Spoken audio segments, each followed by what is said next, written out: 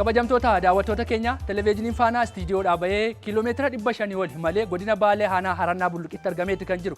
Icciitiin asitti argamuu keenya immoo iddoo amma jirru kuni laga Olmee kan jedhamu laga Olmee irra kan jiru. Iddoon amma irra dhaabbadhee jiru protection daayikii immoo cover daamii kan jedhamu structurii sana hojjechuuf dursinee bishaan ofirra dachaasuuf waan hojjennedha.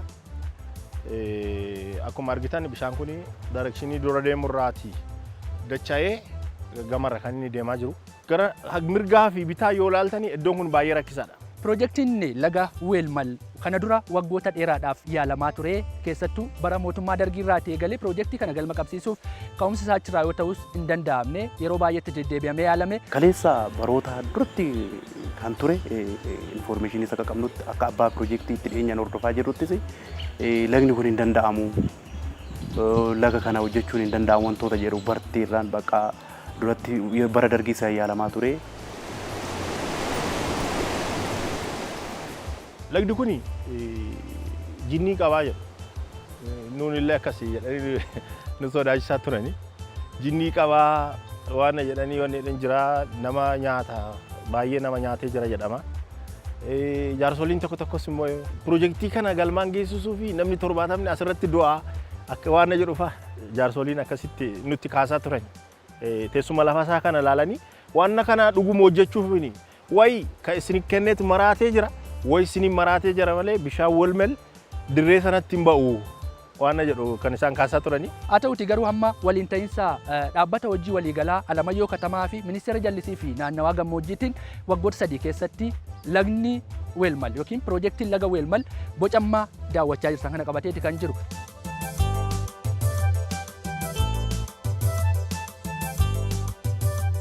Iddoo adda addaa hojjenneerra asfaaltii irra turre baay'inaanis asfaaltii karaa irras turreerra. Achirraati gara kanatti kan dhufuu dandeenye.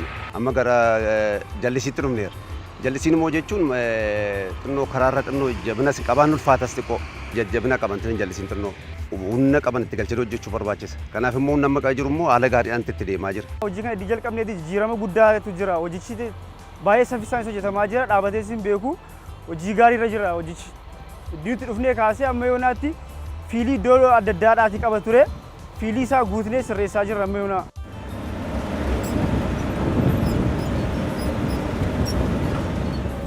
Daandii irratti ture nuti kan kanaan dura hojjetaa turre.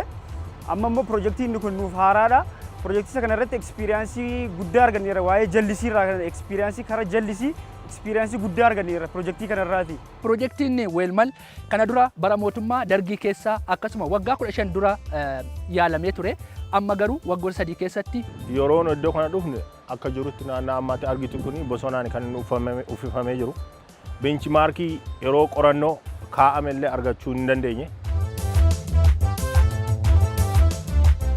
Maalidha amma tiimiin as jiru kuni tiim ispiriitii guddaa qaba. Wal duukaa hojjenna. Hojii tokko jennee hin dhiisnu. Wal gargaarree wal dhaggeeffannee waliin taaneeti kan hin hojjennu. Sana kan milkaa'ina kanas fide. Waajjirri olaanaallee waan nuti gaafanne hundasaa haga danda'ametti haga argachuu danda'anitti waan takka illee odoo nurraa hin hir'isin akka kanaatti kan hojiin kun iddoo kanarra ga'uu danda'e jechuudha. Kan milkaa'uuf dandeenye. Malee rakkoo dhiyeessii oduu jiraate haala rakkisaa teessuma lafa kanarratti otoo rakkoo dhiyeessii jiraate agana deemuu hin dandeenye. Hojiin kun waggaa baay'ee fudhachuu danda'a.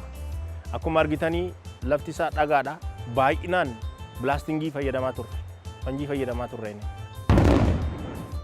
Fanjiin kun alaatti kan inni galu. Sanallee yeroo barbaachisutti akka barbaannutti yeroo barbaannu nu galchanii amma hojii qufaaroo kan dhagaa ta'ee iddoo rakkisaa ta'e kiiloomeetira 5 guutummaa isaa xumurree kanaalii laayin gochuutti seenee jira jechuudha. Bara kana mootummaanis xiyyeeffannoo itti kennuudhaan dhaabbanni tirree hojii kana fudhate nan danda'a.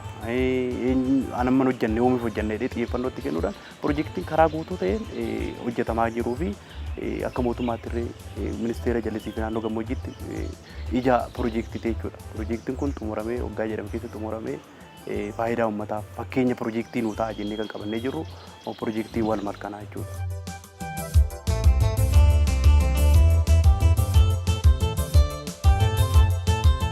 nama 1,500 kan ta'u guyyaatti hojiitiin nu duukaa oolanii mindaa argatanii ittiin jiraachaa jiru. Hojjetaa dhaabbataa kan amma piroojeektii kanarra jiru nama 154. Kanaaf carraa hojii uumee jira. Isa duwwaa miti uummanni misooma dheebotee jira. Ispeeshaalii uummanni naannaa kana misooma gurguddaa akka kana waan duraan arganii hin beekneef piroojeektii kana akka ija isaaniitti kan isaan ilaalan. Laga deemuu malee boyita galaanni dhoobu dhufu galaanni dhoowwuu malee zamana kaluu keessatti dildilaa nu ijaaranii dildili kana nu ijaaranii irra deemuu malee dur mataan guuranii kaan ka'an fudhatanii kun bu'ee du'aa horiin guuratanii wayita roobi dhufu. Wayita bonaa ammoo laga yaa'uu malee dheebisaa dhufnee dhuguu malee waa takka nuun godhan laga eegaa dhufnee agasiif waan nu godhan jenna malee ala bahanii takkaan agarre. Kanaan dura rakkoo hammaata irra ture. Hanqina roobaa qabna. Gizeen roobna sooba kan geenne gizee hanqataa jira. Amma ammoo jallisiin kun nu dhufe waan guddootti eegaa jirra. Waan guddootti eegaa jirra faayidaa tokko ammoo agarree jirra. Daandii kun haga dhufe maashoo duraan alatti harreedhaan deemanii turre ka dandeenyee hin geeffanne amma bakka mooruu keenyatti faachaa jiru. Bishaan kana karaa irra dura deemaa jiru irraati hamma barbaannu irraa jallisuu fi istiraakchariin kun kan inni hojjetamaa jiru. Kan nuti fudhannu laga kanarraati meetir kiiwubii 8.5 kaanaalii keenyatti karaa heed regulaatorii keenya galchina. Meetir kiiwubii 8.5 kana kiiloomeetira 28.5 geessine warra lootii lammaffaa hojjetani. Oromiyaa Construction Corporationitti kanneen. Walmal lootuu jedhama yookaan garee lammaffaa jechuudha. Garee lammaffaa fi garee tokkoffaadhaan hojjetamaa gareen tokkoffaan kan laaltanii dhuftanii garee lammaffaan kun Oromiyaa Construction Corporationiidhaan hojjetama. Isa keessatti kan jiru jechuudha. Guyyaa jalqaba dhufnu nuti naannoo kiliraansii irratti dhufnee yoo dhufnu chaalenjiin akka jiru ni beekna normaalii. Garuu kaayyoo qabna. Galmaan gahuudhaaf akka danda'amutti abdanneetuma itti seenne. Muuxannoodhaan kana piroojeektoota akkanaa kana keessa turree dhufneera kan akka Arjoofaas turreera iddoo piroojeektoota biroo kan waajjiruma kanaan hojjetaman keessa darbinee dhufne gaafa jalqaba eegallu hojicha kana eegallu dhugaa ittiin fakkaatu ture. Walmal sanirraa ka'ee asiin bishaan dhufaan dhugaa hin se'u ture hawaasni. Hawaasni bishaan xixiqqoon as keessa hin jirtu turti ture lagni xixiqqoon takkiin achirraan as qabnu fa'aa se'an ture. Reyaalitiin jiru hin beekan ture kun hundin dhugaa hin se'an ture. Jallisneet waan lafa irraa qootnu itti fakkaata ture rizistaansiin ture yoo san. Booda keessa piraayimarii kanas akkanumatti kaanaalota hojjattee deebitee haroo kanneen yoo asii hojjattee karaa bishaan seenuu fi karaa hojjataan isaanis keessa dhufee argaa amma hojjataa guyyaa naannoo nama 500 qabna nuti as keessa. Hojjataa guyyaa birrii muraasarraa oolu ka'ee hanga hojjataa ogeessaatti masoonmaan karpeentarii anaas jennee kana yaamnuti namoota gara 500 qabna hojjataa uummatuma kana keessaa bahe jechuudha. Amma kanaaf yeroo ammaatitti hojjetaa kanaa fi uummatis hubannoo argatee jira. Kanaaf amma hojiin kun amma hojii akka dhugaa akka ta'e ni beeka. Kanaaf yoom seena yoom bishaan dhufa ka'ee kan amma gaafachuu eegalaniiru. Jalqaba dhugaan se'an osoo ati itti himtes dhugaa hin se'an ture. Amma garuu abdiidhaan eegaa jiru yoom fiddani. Hagana yoom fidda amma 5,000 karoora qabna baay'ee hanga 30 hektaara 5,000 ni obaasna inni karoora qabna. Ministeera jallisii fi naannawaa gammoojjiitiin waggoota 3 keessatti lagni weelmal yookiin piroojeektiin laga weelmal bocammaa daawwachaa jirtan kana qabateeti kan jiru. Gaafa xumuramee namoota lakkoofsaan hagam ta'an tajaajiluu danda'a. Piroojeektoonni naannoo gammoojjii kana keessatti jijjiirama guddaa fidan jennee ministeera jallisii wajjin nama hojjechaa jirru tokko jallisii weelmalii lammaffaan gidaaboodha sadaffaanis calcale jechuudha. Innis baalee bahaa keessatti kan argamu waan ta'eef weelmal hektaara guddaadha kan oomishu achi keessaa gara hektaara 11,000 ol abbaa warraa 22,000 ol fayyadamaa ni taasifama jedhamee kontiraaktara lamaaf jechuudha kan kennamee hojjetamaa jiru. Almost heedworkii isaatirraa kaasee approach kaanaaliin amma kiiloomeetira 30 kan ta'u dhaabbata Alamaayyoo Katamaa jedhamuun hojjetamaa jira. Akkasuma immoo sakandariiwwan dhedheeraa ta'an kiiloomeetira 32 kiiloomeetira 29 kan ta'u hektaara 11,040 kan ta'u immoo ijaarsi isaa kan raawwachaa jiru dhaabbata koorporeeshinii ijaarsa Oromiyaatiin. Piroojeektiin kun mootummaanis xiyyeeffannoo itti kennuudhaan naannoo sanitti kaleessa uummanni naannoo san jiru hongeedhaan miidhamaa ture. Hongee kana dandamachiisuudhaaf inni jalqabaa jechuudha. Waliigalatti piroojeektiin kun gaafa xumuramu naannoo hektaara 11,040ti.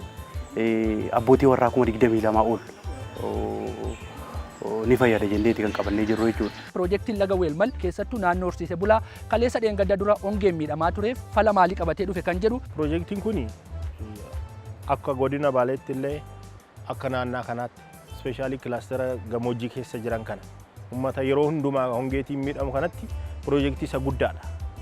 Meegaadhaan. Uummata kanaaf amma yeroo jiru kana mataasaa jijjiirama fidee jiraan.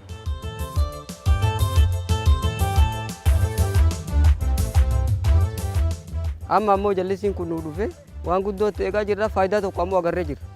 Daandii kun haga dhufe maashoo duraan alatti harreedhaan deemanii turre ka dandeenyee hin geeffanne amma bakka mooruu keenyatti faachaa jiru. Horsiisee bulaan eega bishaan kun Weelmalirraa karaa kana nuu dhufe horiilleen itti hafuura nuu baafataa jennee yaadaa jirra. Qalbii deegan malee dunyaan deegan jette asiin ta'e nama maakte. Nama qalbiin deegde malee namni akka namaa dhalatee jiru. Faayidatti bahaa adoo ganna sannaa deebisanii anuu hin jedhachuutu jira. Ganna deebi'uuf duraan hin jirre. Adoo gurbaan kiyya akka ayyaadu yaade jiruu ilma namaa tokkotti dhiyaatu jiranii ka bonni illee ganna ka ganni illee ganna ka midhaan wayita fedhan facaasanii bayan. Ka waan ati facaafte kulli misooma bishaan laga yaa'a ka dur badhee yaa'a sun laga kee yaa'a sun badheetti bahanii badhee deeman. Faayidaa kennaa faayidaa ilma keenyatti jennee abdachuu qabna. Bakka laggeen jiranitti piroojeektoota akka Weelmal kana hojjechuu hin dandeenya. Bakkeewwan laggeen hin jirre garuu yeroo waqtii roobaa keessattuu ganna keessa lolaawwan gurguddaa qabuudhaan bishaan lafarra yaa'u kana qabuudhaan gara jallisiitiitti jijjiiruudhaaf giddiboota hedduu hojjechaa jira jechuudha. Naannoo 73 kan ta'an achi keessaa dokumentoonni gara 29 kan ta'an kan duraan sheelfii irra turan diizaayinii riiviyuun isaanii hojjetame kan naannoo 44 ta'an immoo baranuma qorannoon isaanii hojjetame gara ijaarsaatti galaniiru jechuudha. Kana keessa yoo ilaallu naannoo piroojeektii 14 kan ta'an Boorana keessa jiru. Amma parsantiidhaan yoo ilaallu parsantii 30 ol 40 ol kan bishaan qabatan bara kana kan eebbifaman illee hin jiru. Fakkeenyaaf akka piroojeektii Bosonaa kan jedhamu bishaan yaa'u kana qabannee uummata naannoo gammoojjii jiru kana keessattuu hongee wajjin wal qabatee qabeenyi isaanii beellanni isaanii namni isaanii miidhamaa jiru kana jijjiirama guddaa fiduudhaaf xiyyeeffannaa guddaadhaan bajeta guddaa ramaduudhaan mootummaan naannoo Oromiyaa yeroo ammaa kana kan hojjetaa jiru.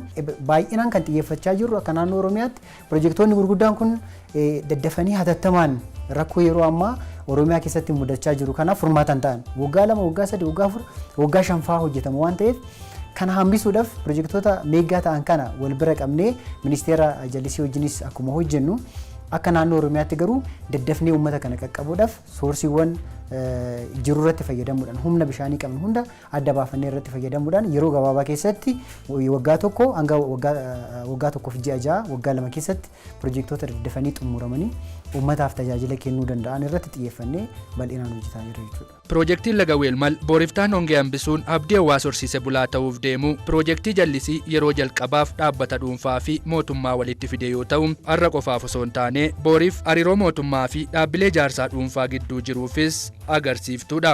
Tokko kutannoo mootummaati. Mootummaan illee akkanatti amanee dhaabbata dhuunfaa kanaan dura daandii irratti malee hin hojjenne piroojeektii meegaa akka kanaa jallisii kana hojjetadhee kennuun inni waan galateeffamuu qabuudhaan. Inni lammaffaa murannoo dhaabbatichi illee qabu. Tokko hojii kanaan dura hojjetee hin beekne akkasittiin kan ciniinnatee itti galuunsaa murannoo guddaadha waan jajjabeeffamuu qabu. Lammaffaa nama kanarratti hojjete ogeessa kanarratti hojjete iddoo jiruu barbaadanii akkasitti ijaaranii yeroo gabaabaa keessatti piroojeektiin kun akka milkaa'u gochuunis jabina dhaabbatichaa agarsiisa. Waanni kun waan jajjabeeffamuu qabu. Fuuldurallee dhaabbanni dhuunfaan daandii irratti gamoo irratti hojjetaa jiran otoo gara kanatti seenanii hojjetan nama qabatanii milkaa'uu danda'u. Biyyaaf immoo faayidaa. Maaliif akka biyya keenyaatti bishaan irratti hin hojjetamne ganaa itti jira waan ta'eef sanarratti kontiraaktaroonni baay'achuun qabeenya qabnu kana yeroo gabaabaa keessatti akka itti fayyadamnu nu gargaara waan ta'eef sanarratti itti deemanii. Piroojeektiin kun qacarraatee lootuwaan egaa fudhannu dhaabbanni piroojeektii kana fudhatee muuxannoo gama hojii bishaaniitirree hin qabu jedhamee yaadamaa ture. Sodaan akkasiis odeeffamaa turedha jechuudha. Haa ta'uutii garuu nan danda'a jechuudhaan ogeessota gahee qaban dhaabbanni hojii kana fudhates ogeessota muuxannoo adda addaa qaban biyya keessaa nama gahee qabu hojjechiisuudhaan iddoo kanatti caalmaadhaan hojjetamaa kan jirudha jechuudha piroojeektiin kun. Kanaan dura hojiiwwan misooma jallisii akka biyyaatti hojjetamaa jiran keessattuu piroojeektoota gurguddoo hojii wal qabateetiin jiru dhaabbilee intarpiraayisoota mootummaatti hojjetaatiin ture akka intarpiraayisii Oromiyaa fakkaatan jechaadha. Akka Oromiyaatti ka Amaaraallee jira, ka Federaalaallee jira kanneen hojjetaatiin ture. Amma yeroo gabaabaa asitti garuu akka ministeera keenyaatti illee ka xiyyeeffannaa guddaa kennaniitiin deemnu abbootiin qabeenyaa humna qaban kamiyyuu hojii ijaarsa bishaaniitiin ispeeshalaayis ta'aniitiin bahan qorannoo hojii bishaaniitiin ispeeshalaayis ta'aniitiin bahan hojiiwwan piroojeektoota meegaa kanneen gubbatti akka hirmaatan taasifamaatiin jira. Kanaafillee kanneen illee bu'aan argameetiin jira. Piroojeektiin jallisii laga Weelmal waggoota 3 keessatti sadarkaa gaariirra yoo ga'us qorumsi hin jiru jechuun hin danda'amu. Rakkoon simmintoo qorumsaa guddaa nutti ta'ee jira. Dhugaa dubbachuuf baatii 5 baatii 6 kan ta'u kan as butuu danda'u yeroo piroojeektii kana sababa simmintoo dhabuutiin yerootti dhaabbannu baay'eetu jiraani. Isa sanarratti odoo achitti warafaa nu neeksisan ta'e dursi odoo nu kenname simmintoo wajjin wal qabate lammaffaa karaa irra dhuftan kana argitanii jirtanii karaan kun baay'ee rakkisaadha. Boba'aa iddoo kana fiduuf bootteen lama karaa irratti nu jalaa kufee jira gaara kana irratti jechaadha. Na yerootti karaan kun otoo suphaa argata ta'e piroojeektii kanaaf deeggarsa guddaadha. Simmintoo amma achii kaasee konkolaataan faabrikaarraa fidee roobeetti buusa roobeerraa deebinee as feenaan. Kun immoo rakkoo daandiiti. Konkolaataan dheeraan gaara kana gad bu'uu hin danda'u. Fiilee wal qabatee boba'aan wal qabatee jiru kuni fageenya Finfinnee irraa qaba, Shaashamannee irraa qaba, karaan nuti finnu karaa roobee kana karaa roobee ammootu akkuma beektu gaaraan jiru kuni inni makiinaan dheeraan kun qabatee dhufuu hin danda'u. Fiil tiraakiin kun qabatee dhufuu hin danda'u. Haalli itti isa addaan baasnee yeroo baay'ee kukkutaa itti finnu jira. Inni kun rakkoon fiiliidhaan wal qabatu kun karaa kanaan wal qabatee baay'ee rakkisaa ture. Dhimma simmintooti wal qabatee hanqina simmintoo piroojeektii kana qofa miti piroojeektii waliigalaa akka ministeeratti hojjetamu keessaa piroojeektii wal mariisa tokko waan ta'eef faabrikaarraa daayirektii dhaabbata industirii simmintoorraa akkasumas ministeera daldalaa fi industiriitti illee xalaa barreessuudhaan maaddinaa enerjii yookaan ministeera albuudatti illee xalaa barreessuudhaan daayirektii kontiraaktarri kun simmintoo ji'a karoora qabatee dimaandii isa barbaachisu argachuudhaan hojii kana akka milkeessu keessatti wanti raawwatamee jira jechuudha. Akkasumas immoo bara kana dhiyeenya kanatti wanti naannoo piroojeektii sanitti mudatee yeroo ammaa kana argaa jirru rakkoo simmintoos akkuma ta'utti ta'ee dhimmi nadaajii kunis xiqqoo yeroo ammaa kana hanqina waan jennu waan qabanneef kanas gama mootummaatiin ministeerri jallisii fi naannoo gammoojjiis akka waajjira keenyatti xiyyeeffannoo itti kennuudhaan qaamota dhimma kana hojjetan yookaan dhimma kana wajjin hojjennu faana xiyyeeffannoo itti kennuudhaan piroojeektii kana akka milkeessinu abdii qabannee itti socho'aa jirra jechuudha. Piroojeektii jallisii laga Weelmal galmaan ga'uuf hundaa ol kan galateeffatamuu qabu jedhu qaamoleen jalqabarraa hanga ammaa bu'aa bayii piroojeektichaa hordofaa jiran. Piroojeektii tokkoof nageenyi murteessaadha. Nageenyi gaariin jira. Hawaasni si wajjin hojjetaas argachuu dandeetti. Hojjetaanis yeroo jalqaba ogummaa tokko dhabuun jira ammas ogummaa keessa baratee ogummaa si wajjin seenee hojjechuun jira. Hawaasni ofitti si harkisee hojjetaa hojii hojjechuu dandeessa. Riisoorsiin muraasni ammoo kan akka dhakaafaa kunniinis gaagaatu jira. Piroojeektii kana akka ija isaaniitti kan isaan ilaalan. Galgalaaf ganama nageenya isaa sirriitti eegu bulchitoonni naannoorra jiran kan aanaa lamaanuu sirriitti hordofu waan rakkan yeroo gabaabaa keessatti falanuuf kennu. Haga ammaatti piroojeektiin kun jalqabame sa'a tokkoof sababa rakkoo nageenyaaf sababa qabiyyee namaa itti bu'ee maal jedhame hin dhaabbanne. Qabiyyee isaanii mataa isaa itti kennaniiti kan isaan piroojeektii kana eegalchiisan. Ana akka kiyyatti piroojeektiin kun milkaa'ee yeroo qabame keessatti xumuramee waan jedhame sanaaf yoo ga'e lafa gaariitu jira. Uummanni illee irra jira. Uummata naannaa sanaaf lammaffaa dhalachuu akkasitti ani ilaalu akka kiyyatti jechaadha. Jenereeshinii kanatti aanee dhufu akka kanaan duraa gadadootiin akka kanaan duraa hongeetiin seeftineetiitiin kan jiraatu hin ta'u. Nyaataan of danda'ee iddoo biraallee gargaaru akka kanaatti natti mul'ata. rabbi haa milkeessuun jedhan.